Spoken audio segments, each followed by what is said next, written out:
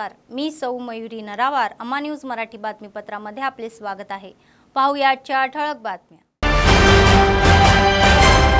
भक्तीमध्ये हनुमानाची मिरवणूक, मोठ्या संख्येने भक्त सहभागी।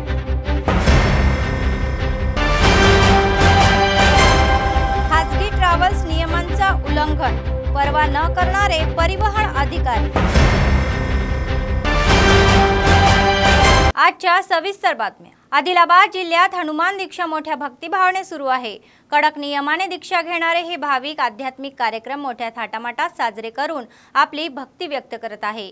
या पार्श्वभूमीवर शनिवारी सकाळी शहरातील रामलीला मैदान हनुमान मंदिरापासून तर भव्य शोभायात्रेचे आयोजन करण्यात आले होते। अंजनेय स्वामींची विधिवत मूर्ती पालखीत ठेवून मिरवणूक काढण्यात आली। श्री रामचंद्र गोपालकृष्ण मठाधिपती श्री योगानंद सरस्वती यांनी विशेष पूजेनंतर शोभायात्रेला सुरुवात केली। भाविकांसह ते उत्साहाने उत्सवात सहभागी झाले होते। शोभायात्रा म्हणजेच भजन पथकांच्या सदस्यांनी गायलेली ही भक्तिगीते आणि अंजनेय स्वामींच्या नामस्मरणाने डोळ्यांना आनंद देणारी मेजवानीच। शोभायात्रा शहरातील 21 हनुमान मंदिरातून जात असताना त्या मंदिरांमध्ये विशेष पूजा करण्यात आली, तर वाटेत भाविकांनी पालखीचे दर्शन घेऊन प्रार्थनाही केली। माजी मंत्री जोगुरामण्णा यांनीही या यात्रेत सहभाग होऊन भक्ती व्यक्त केली।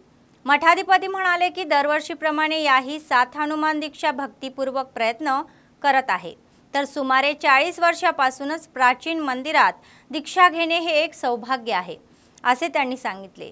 तर आध्यात्मिक मार्गावर चालण्याचा आणि शांत जीवन जगण्याचा सल्लाही दिला। अंजनेय स्वामींच्या कृपेने सर्व लोक सुखी व्हावे अशी त्यांची इच्छा त्यांनी व्यक्त केली।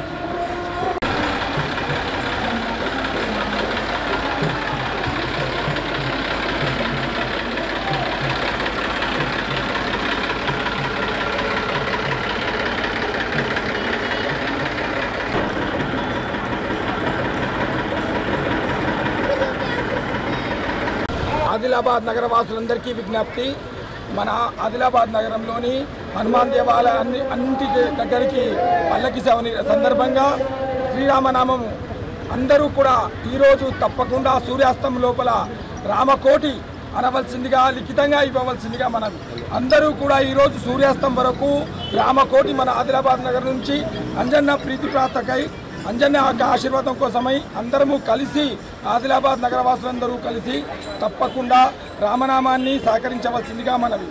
జై శ్రీరామ్. मीना रामनाथन ग्राहक विवाद निवारण आयोगाच्या राज्य प्रभारी आदिलाबाद जिल्ह्याला भेट दिली. त्यांनी जिल्हा मुख्यालयातील आयोगाच्या कार्यालयाला भेट देऊन फाईल्स आणि रेकॉर्डची तपासणीही केली. प्रकरणाची माहिती घेतली. कर्मचाऱ्यांना अनेक मुद्द्यांवर सूचना देण्यात आल्या.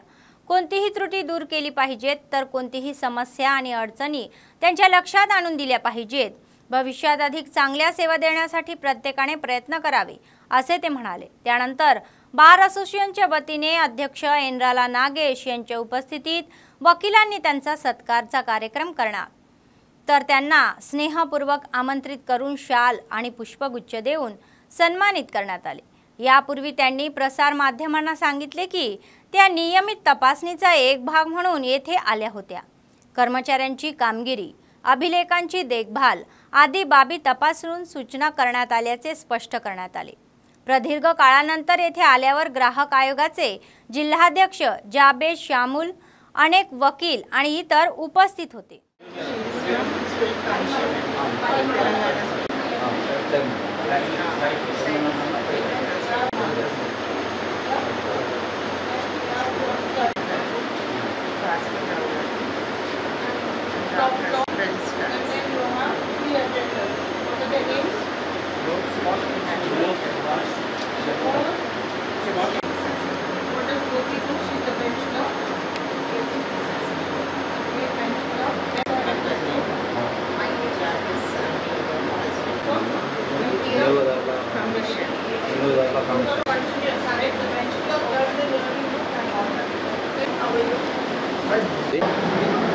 Because even if you advocate and also already our government already informed when the present staff room are advocate as well as the delegate. This is other India.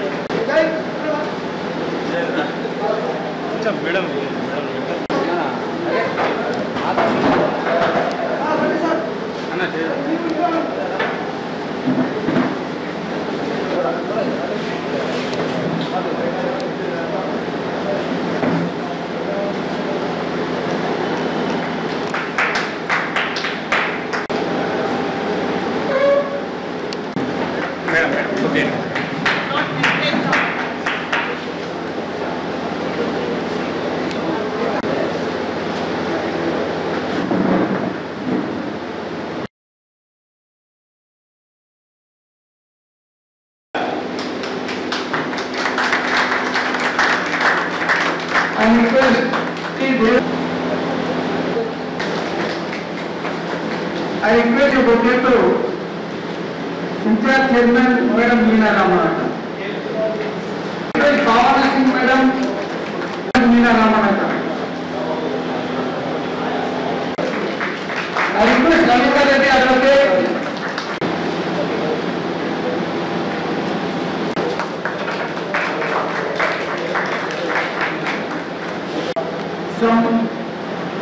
Some minor problems, madam. Basic, particularly, madam. Good afternoon. Nenu Meena Ramanathan, President in charge, Telangana State Consumer Commission, Redressal Commission, Hyderabad. ఇక్కడ ఆదిలాబాద్కి వచ్చినాము inspection గురించి. చాలా రోజులైంది ఇక్కడ రాకుండా. And చాలా మటుకు files, registers అన్నీ సరిగా ఉన్నాయా, స్టాఫ్కు నేర్పియాలా, స్టాఫ్ సరిగా చేస్తున్నారా అని ఇన్స్పెక్షన్ గురించి వచ్చినాము. And thank you very much for giving me this opportunity to address all of you. And I hope we do better progress in future. Thank you. Lapses అన్ని ఆఫీస్లో ఉన్నాయి, దాని గురించే వచ్చినాము. వాళ్ళు నేర్చుకుంటారు, టైం ఇవ్వాలా నేర్చుకోనికి. ఇక్కడ ఉండే సూపరింటెండెంట్కు ఒంట్లో బాగలేదు, ఆయన హాస్పిటల్లో ఉన్నారు. సో ఎక్కడ రికార్డ్ బుక్స్ అన్నీ అందరికీ తెలుస్తలేదు. సో టైం అవుతుంది, నేర్చుకుంటారు. जिल्हा केंद्रातील प्रगती विद्यालयाच्या प्रांगणात नरसिंहस्वामी योगेश्वर पीठम येथे जगाच्या कल्याणासाठी राजश्यामला महायाग अत्यंत कठोरपणे पार पडला। 3 दिवसीय यागविधीचा एक भाग म्हणून पहिल्या दिवशी शनिवारी वैदिक विद्वानाच्या मंत्रोच्चारामध्ये शास्त्रोक्त पद्धतीने विविध पूजादी कार्यक्रम पार पडले। श्री लक्ष्मी गणपती, श्री रुद्र साहित्य, श्री महासुदर्शन बंगुरा सथा चंडी प्रयुक्त राजश्यामला महायाग नरसिंहस्वामी योगेश्वर पीठम यांच्या 50व्या वार्षिक उत्सवानिमित्त आयोजित करण्यात आला होता।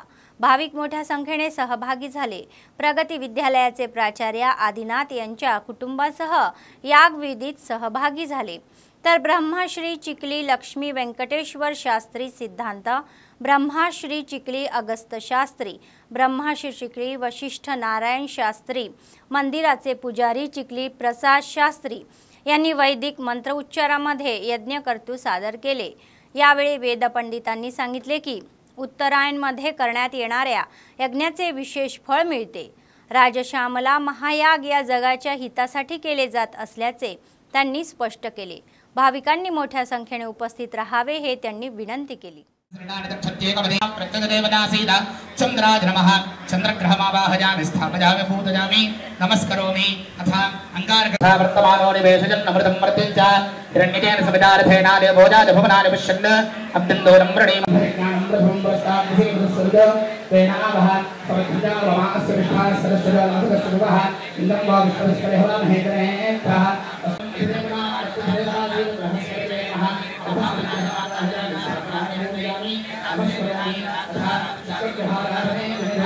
पूजाञ्चकारयेत् कुजध्यानं प्रवक्ष्यामि अयचपणि रोगपीडा सीद अंगारग्रहमावाहयामि स्थापयामि पूजयामि नमस्करोमि अथा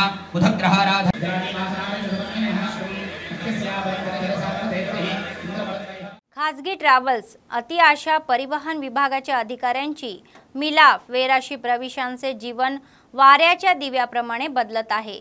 तर अनफिट आणि ओव्हर द टॉप बसेस चालणाऱ्या खाजगी ट्रॅव्हल्स कंपन्या केवळ फायद्यासाठी पाहत असून प्रवाशांच्या सुरक्षेला महत्त्व देत आहे। त्यामुळे अपघात घडत असताना त्याचा सर्वाधिक त्रास प्रवाशांना होतो। मागील अनेक घटना हे सिद्ध करतात। तर अलीकडेच 2 दिवसांपूर्वी आदिलाबादहून हैदराबादला जाणाऱ्या खाजगी ट्रॅव्हल्स बसचे नियंत्रण सुटून निर्मल जिल्ह्यातील सारंगापूर मंडळातील महबूब घाटात ही उलटली। या बसमध्ये 50 प्रवाशांसह 25 जण गंभीर जखमी झाले। तर रुग्णालयात नेत असताना एकांचा मृत्यू झाला। खाजगी ट्रॅव्हलच्या बसेस नियंत्रणाबाहेर जात आहे। रस्त्यावरून नियमित धावणाऱ्या बसेस झाडावर आदळणे, डिवायडरवर चढणे आणि भरधाव वेगात नियंत्रण सुटणे हे अलीकडे नित्याचेच झालेले आहे। वाहतूक विभागाच्या अधिकाऱ्यांसह पोलीसही त्यांना रोखण्यात असमर्थ ठरत आहेत। 20 ते 25 बसचे प्रतिनिधी आदिलाबाद जिल्हा केंद्रातून हैदराबाद सारख्या ठिकाणी जातात। सणाच्या काळात ही संख्या दुप्पट होत आहे। वर्षातून एकदा बसेसच्या फिटनेस आणि इतर चाचण्या घेतल्या जातात। वृत्तपत्रे आणि प्रसार माध्यमांमध्ये जेव्हा लेख येतात, कोणतेही अपघात वगळता अनधिकृत बसेसच्या या बाबतीत विशेष मोहीम राबवली जात असल्याची नोंदी नाही आहे। तर प्रभारी डीटीसीची उपस्थित आणि ही नियमित अधिकारी नसल्यामुळे देखरेखीचा अभाव असल्याचा आरोप होत आहे। आता तरी विशेष लक्ष घालून नियमाविरुद्ध चालणारी खाजगी ट्रॅव्हल्स व्यवसाय बंद करण्याची मागणी होत आहे।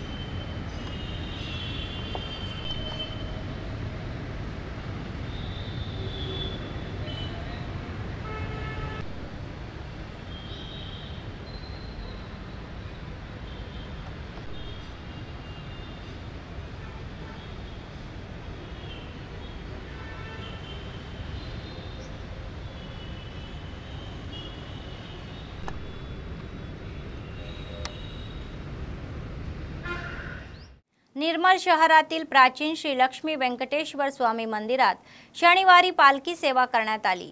तर गोविंदाच्या नावाचा हा जप करत भक्त मंदिरांभोवती प्रदक्षिणा घालतात। ही लक्ष्मी व्यंकटेश्वर स्वामींच्या विविध ही मूर्ती पालखीत ठेवण्यात आल्या आणि मंदिराभोवती प्रदक्षिणा करण्यात आल्या। नंतर मंदिराच्या पुजाऱ्यांनी नवीन आरती सादर करून भाविकांना प्रसादाचे वाटप करण्यात आले। मंदिर समितीचे अध्यक्ष आमेदा श्रीधर, मंदिराचे विश्वस्त अय्यनगरी श्रीनिवास राजेश्वर, गंगाधर, मंदिर ईओ रंगवारी, किशन गौड, भाविक आदी कार्यक्रमात सहभागी झाले होते।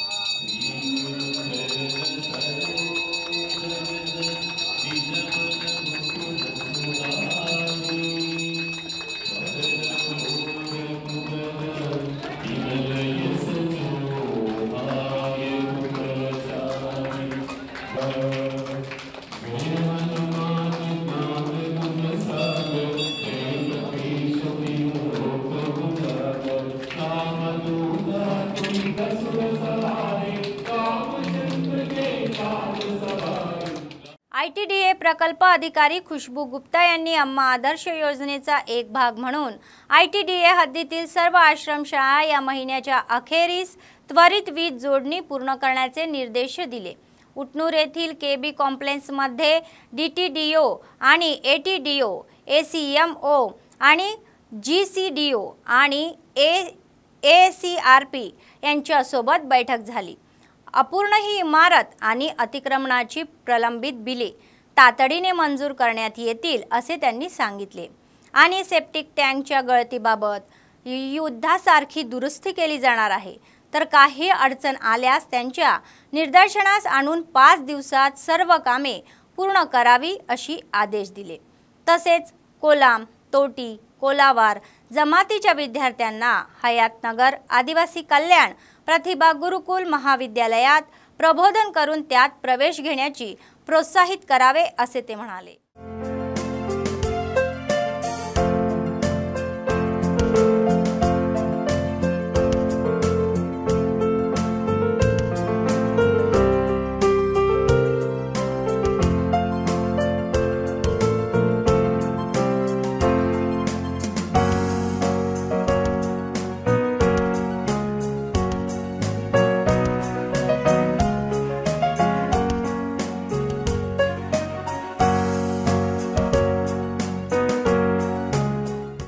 येत्या खरीप हंगामात शेतकरी बनावटीच्या धोक्याने हैराण झाले आहे आणि ब्रेडविवर्स बुडणे लाखो रुपयाची गुंतवणूक बुडाली आहे।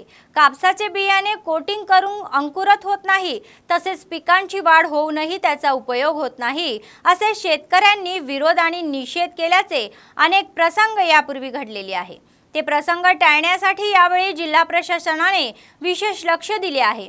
जिल्हाधिकारी राजेश शहा आणि SP गौस आलम यांनी कृषी विभागाच्या अधिकाऱ्यांशी समन्वय साधून टास्क फोर्स टीम तयार करून नियमित तपासणी करण्याचे निर्देश दिले। याआधीच मैदानात दाखल झालेले अधिकारी दुकानांमध्ये जोरदार तपासणी करत आहे। त्याचाच एक भाग म्हणून शुक्रवारी शहरातील एका गोदामात बनावट बियाणांची टोळी पकडण्यात आली आहे। तर यंदाच्या या पावसाळ्यात आदिलाबाद जिल्ह्यात 5 लाख एकरापेक्षा जास्त क्षेत्रात सर्वच पिकांची लागवड होईल असा अंदाज कृषी विभागाच्या अधिकाऱ्यांनी व्यक्त केला। मुख्य म्हणजे वरचा हात असा निष्कर्ष काढला। सुमारे 3.5 लाख एकरवर हे पीक येण्याची शक्यता असल्याचे अधिकाऱ्यांचे म्हणणे आहे। तर त्यासाठी सुमारे 8 ते 10 लाख कापूस बियाणे लागतील असा आराखडा तयार करण्यात आलेला आहे। मात्र सध्या बाजारात केवळ 2.5 लाखाहून अधिक बियाणे उपलब्ध असल्याचे दिसून येत आहे। विशेषतः मागणी असलेल्या प्रकाराचे बियाणे उपलब्ध नाही, तर दुसरीकडे खत व्यापाऱ्यांच्याही जादूटोण्याचे शेतकऱ्यांची फसवणूक होत आहे। शेतकऱ्यांना आवश्यक असलेल्या बियाणांचा पुरवठा होत नाही। या पार्श्वभूमीवर जिल्हाधिकाऱ्यांनी अधिकाऱ्यांची भेट घेऊन बियाणे विक्रीवर भर देण्याचे आदेश दिले। बनावट बियाणे रोखण्यासाठी पोलीस आणि कृषी विभाग यांच्या समन्वयाने व्यापक तपासणी करावी अशी सूचना करण्यात आली आहे। बियाणे स्टोअरला भेट देणे आणि स्टॉक रजिस्टर तपासणे, बनावट बियाण्यांपासून शेतकऱ्यांचे जास्तीत जास्त संरक्षण करण्यासाठी सार्वत्रिक प्रयत्न केले जात आहे। मात्र काही लोक बनावट बियाणे गोदामामध्ये ठेवून ते ब्रँडेड पॅकेटमध्ये पॅकिंग करून बाजारात पुरवठा करत आहेत।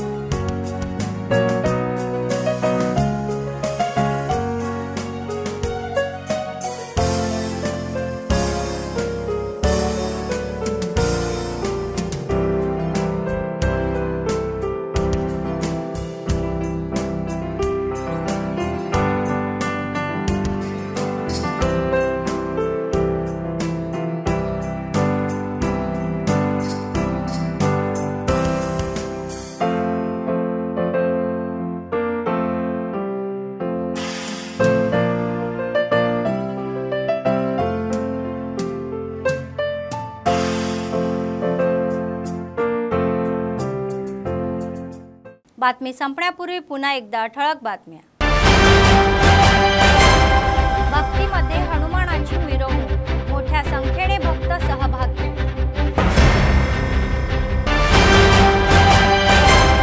खासगी ट्रॅव्हल्स नियमांचा उल्लंघन, परवा न करणारे परिवहन अधिकारी।